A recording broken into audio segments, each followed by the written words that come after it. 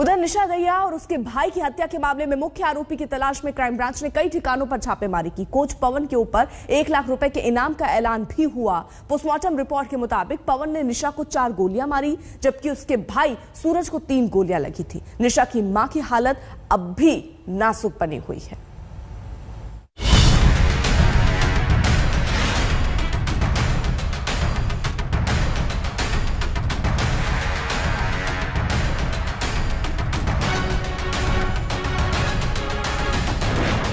फिर बदनाम हुआ कुश्ती का अखाड़ा। निशा दहिया की मौत से हरियाणा में हड़कंप। कहां छिपा है निशा दहिया का गुनहगार? कोच पवन पर 1 लाख के इनाम का ऐलान। कुश्ती का अखाड़ा एक बार फिर बदनाम हुआ है। सोनीपत में रेसलर निशा दहिया और उसके भाई की मौत ने हड़कंप मचा दिया है। लोगों में गुस्सा है और हैरानी भी कि आखिर कुश्ती का अखाड़ा मौत का अखाड़ा कैसे बन गया। पुलिस पर मुख्य आरोपियों की गिरफ्तारी का दबाव बढ़ता जा रहा है। पुलिस ने इस मामले में पवन की पत्नी सुजाता और साले अमित को गिरफ्तार किया है, लेकिन मुख्य आरोपी अभी भी फरार हैं। कोच पवन और सचिन की गिरफ्तारी के लिए क्राइम ब्रांच की 4 टीमें गठित की गई हैं। दोनों को पकड़वाने पर 1 लाख रुपए के इनाम का ऐलान भी किया गया है। बाकायदा दीवारों पर पोस्टर चस्पा किए जा रहे हैं। हाँ, इनाम की जो प्रक्रिया मैंने बता दी, 1 लाख की कर दी गई है। ऐसा और कुछ लोगों को राउंड अप भी किया है।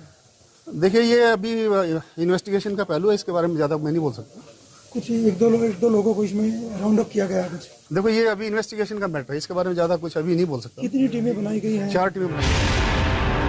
पोस्टमार्टम में पता चला है कि कोच पवन ने निशा दहिया को 4 गोलियां और उसके भाई सूरज को 3 गोलियां मारी। पोस्टमार्टम के बाद निशा दहिया और उसके भाई सूरज के शव सोनीपत पुलिस और सीआरपीएफ की टुकड़ी ने हलालपुर गांव तक पहुंचाए, जहां उनका अंतिम संस्कार किया गया। इतना गुस्सा है लोगों में कि जब ये पंचायत हो रही थी, खुद जो पुलिस के अधिकारी हैं, जिनको आपने सुना 1 लाख रुपए का इनाम अभी रखा है, जो मुख्य आरोपी है पवन, जो सुशील कुमार के नाम से बकायदा एकेडमी चला रहा था। हम आपको दिखाना चाहेंगे कि यहाँ पर बकायदा पंचायत हुई है, जिसमें पुलिस के तमाम अधिकारी वो मौजूद थे। यहाँ पर पंचायत हुई थी और इसी पंचायत में बकायदा ये डिमांड भी हुई है कि जो आरोपी है उसका एनकाउंटर कर दिया जाए।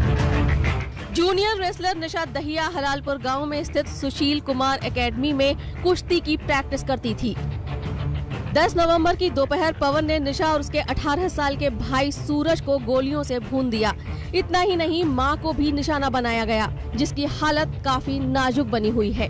होश में आने के बाद निशा की मां ने जो कुछ बताया वो वाकई दिल दहलाने वाला है। इन्वेस्टिगेशन में क्या कुछ पता चला है कि किस वजह से इस वारदात को अंजाम दिया? वजह की बात अभी क्लियर नहीं हुई है। हाँ, कंप्लेन में कहा गया है कि पवन छेड़छाड़ किया करता था, जो विक्टिम है, मृतक है जो उनके साथ, तो उस कारण से ही कुछ घटनाक्रम है। निशा के परिवार का आरोप है कि पवन निशा के साथ छेड़छाड़ करता था और इसका विरोध ही इस हत्याकांड की वजह बन गया। काफी दिन से परेशान भी कर रहा था इस लड़की को। परेशान किस लिहाज से? अब मेरे को ऐसा मोलेस्ट भी किया है, क्योंकि मेरे को पता चला है, यहीं आकर के पता चला है, मेरे को तो नहीं बताया। तो गलती इनकी है, मेरी मिसेज की है। मैं अपने लेवल पर करता ये बात है, कुछ न कुछ तो हमारा भी, हम भी जानते हैं भी कैसे इसको डील करना चाहिए। तो उसी बात को लेकर के उसने कई बार इनको कंप्लेंट भी किया था, मेरी मिसेज को भी किया था, लेकिन मेरे को नहीं बताया। सोनीपत के हलालपुर गांव में हुए इस डबल मर्डर से गांव वाले गुस्से में हैं। खाप पंचायत ने मांग की है कि एकेडमी में महिलाओं को रेसलिंग सिखाने के लिए महिला कोच होनी चाहिए। पवन राठी और अरविंद ओझा के साथ सोनीपत से ब्यूरो रिपोर्ट, आज तक। प्रतिनिधिमंडल कासगंज में कांग्रेस की तरफ से भी भेजा गया। वहीं हिंदुत्व की तुलना कट्टर इस्लामी आतंकी संगठन इस्लामिक स्टेट और बोको हरम से करके वरिष्ठ कांग्रेस के नेता सलमान खुर्शीद ने एक बड़ा विवाद खड़ा कर दिया है। बीजेपी ने इसे कांग्रेस की हिंदू विरोधी सोच और उत्तर प्रदेश चुनाव से पहले तुष्टीकरण की राजनीति बताया। वहीं सलमान खुर्शीद पूर्व कानून मंत्री और पूर्व विदेश मंत्री रह चुके हैं। हर शब्द नाप तोल कर बोलते हैं और लिखते हैं। ऐसे में सवाल है कि अयोध्या पर किताब में हिंदुत्व की तुलना आईएसआईएस और बोको हरम से क्यों की गई?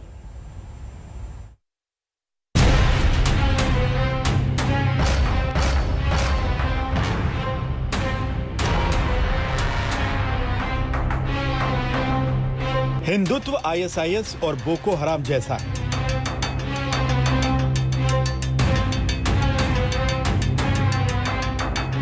हिंदूवाद को हिंदुत्व ने पीछे धकेल दिया।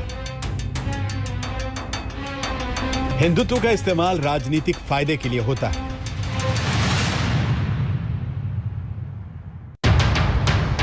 हिंदुत्व की तुलना आतंकवादी संगठनों की विचारधारा से करके सलमान खुर्शीद ने तो अपनी किताब को पब्लिसिटी दिलाने में अपार सफलता प्राप्त की है, लेकिन अब बीजेपी गांधी परिवार से जवाब मांग रही है। ये सोनिया गांधी जी और राहुल गांधी के इशारे पे ही बार बार होता है कि इससे पहले हिंदू आतंकवाद का आविष्कार कर दिया कांग्रेस हेडक्वार्टर में, क्योंकि तुष्टीकरण की राजनीति करनी थी। राहुल गांधी और प्रियंका वाड्रा गांधी उत्तर दें, क्या उत्तर प्रदेश के हर शहर में जाके, हर गली में जाके ये कहने की हिम्मत उनकी होगी कि हिंदू धर्म और हिंदुत्व का मतलब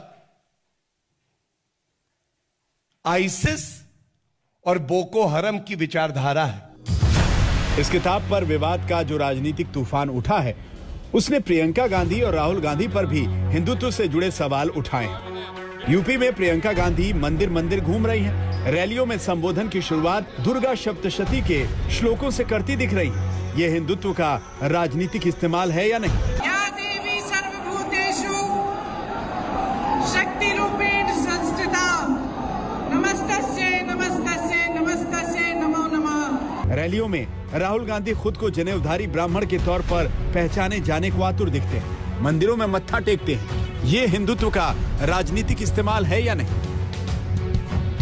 क्या अपनी किताब में खुर्शीद ने कांग्रेस आला कमान की हिंदुत्व वाली विचारधारा पर भी उंगली उठाई है, या सिर्फ बीजेपी के हिंदुत्व को ही निशाना बनाया है?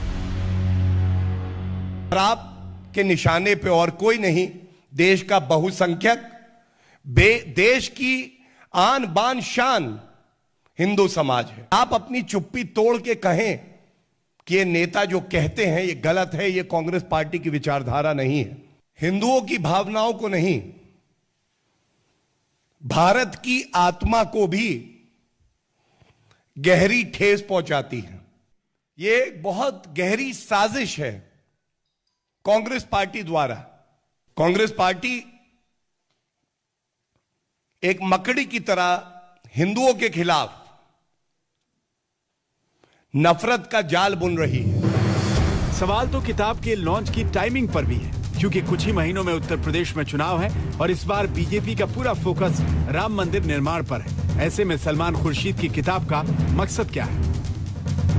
किताब में खुर्शीद लिखते हैं कि अयोध्या पर सुप्रीम कोर्ट का फैसला बिल्कुल ठीक है, तो ये क्यों न माना जाए कि कांग्रेस पार्टी ने कबूल कर लिया है कि राम जन्मभूमि पर मस्जिद के दावे के पक्ष में खड़े होना उनकी गलती थी। किताब में खुर्शीद लिखते हैं कि कांग्रेस पार्टी का एक धड़ा हिंदुत्व की तरफ लौटने का पक्षधर है, तो ये क्यों न माना जाए कि कांग्रेस पार्टी ने कबूल कर लिया है कि वो मुस्लिम तुष्टीकरण करने वाली पार्टी की अपनी छवि बदलने की कोशिश कर रही है। किताब में खुर्शीद लिखते हैं कि आज का राजनीतिक हिंदुत्व आईएसआईएस और बोको हराम जैसी कट्टरपंथी विचारधारा जैसा है, तो फिर कांग्रेस को यह कबूल करने में क्या दिक्कत है कि वो खुद सॉफ्ट हिंदुत्व की राजनीति कर रही है। सलमान खुर्शीद ये भी लिखते हैं कि अयोध्या का मंदिर किसी एक पार्टी का नहीं है बल्कि सबका है, तो ये क्यों न माना जाए कि राम के नाम की राजनीति में अब कांग्रेस भी अपना हिस्सा तलाश रही है।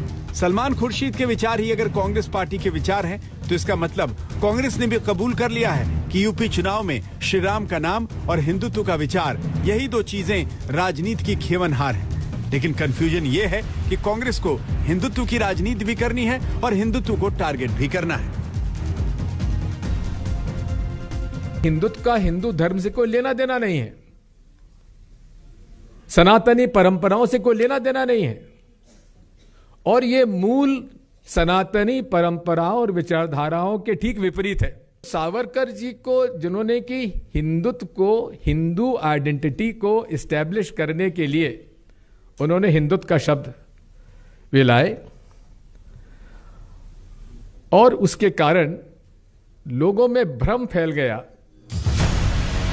दरअसल कांग्रेस नेताओं का असली मकसद बीजेपी की हिंदुत्ववादी राजनीति को चोट पहुंचाना है। इसी चक्कर में वो हिंदुत्व पर सवाल उठा रहे हैं और हिंदुत्व पर अपना कॉपीराइट समझने वाली बीजेपी को फ्री हिट दे रहे हैं। देखिए, ये सब कांग्रेस के नेता दिग्भ्रमित हैं। मोदी जी की व्यापकता, भारत सहित वैश्विक स्वीकार्यता इन्हें पच नहीं रही है। इनको अनाप शनाप बयान देके सुर्खियों में रहना चाहते हैं। कांग्रेस को इसका संज्ञान लेके क्षमा याचना करना चाहिए। शर्म की बात है, बिना हिंदुत्व का भारत नहीं है। हिंदुत्व जितना दिन रहते हैं उतना दिन भारत में सेकुलरिज्म रहता है। हिंदुत्व को अपमान करना, हिंदुत्व को कम करके दिखाना, हिंदुत्व के नाम पर जो लोगों को गालियां देना, यह बहुत गलत है। सलमान खुर्शीद ने जो कहना था वो अपनी किताब में कह दिया। वो अपनी विचारधारा पर अडिग है। वो तो बीजेपी को अपनी पूरी किताब पढ़ने की नसीहत भी दे रहे हैं। यानी इस पूरे विवाद पर सलमान खुर्शीद का जवाब भी अपने आप में किताब का ही मार्केटिंग प्लान है। 300 पेज की किताब आपने लिखी है, मैंने देखी किताब आपने, लेकिन उसमें से एक पन्ना और उसका एक हरफ जो है वो कुछ लोगों को बहुत गलत लग रहा है कि आपने बोको हराम से तुलना करें। क्या कहेंगे आप? पहले वो पूरी किताब में बताए ना, वो ये कहें कि पूरी किताब में 300 पेजेस हैं जिसका हम समर्थन करते हैं और एक पेज है या एक सफा है जिसका हम समर्थन नहीं करते हैं, फिर आगे बात करेंगे। आपके खिलाफ कंप्लेंट तक कर दी गई है इस बार। अरे कंप्लेन कर दी थी। यहाँ आकर टमाटर भी फेंक सकते थे, वो तो सब करते ही हैं, इसीलिए तो किताब लिखी है। अगर मैं इस बात से डरता तो मैं किताब ना लिखता। दिल्ली से सुप्रिया भारद्वाज के साथ आज तक ब्यूरो।